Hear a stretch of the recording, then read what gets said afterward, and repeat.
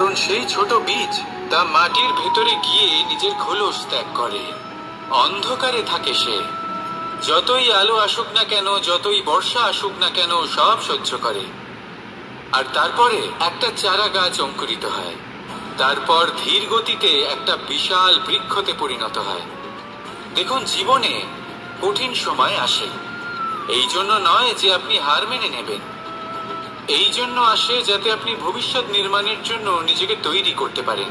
যদি কঠিন সময়ে আপনি ওই বীজের মতো দৃঢ় হয়ে থাকতে পারেন, তাহলে আপনিও একদিন সেই বিশাল বৃক্ষের মতো নিজের অস্তিত্ব গড়ে তুলতে পারবেন, যা সহস্র বছর পর্যন্ত মনে রাখা হবে।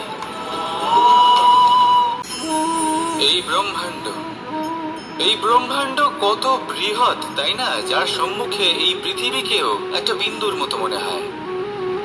আর এই পৃথিবীতে আমরা কে হই, আমাদের আকার কি রকম, আমাদের অস্তিত্বই বা কি?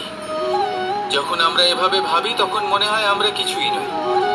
তা আমরা যখন কিছুই নই, তাহলে আমরা এত চিন্তা করি কেন? কি ভেবে ভয় পাই? কাকেই বা এত ভয় পাই?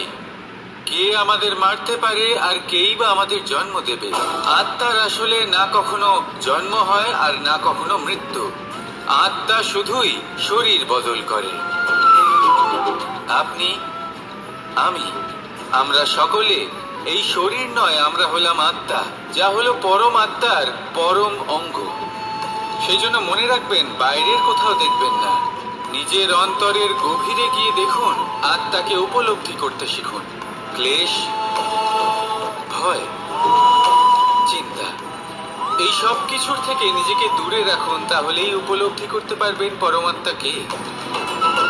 তাহলে আসুন আমার সাথে ভালোবেসে বলুন, রাধা রাধা।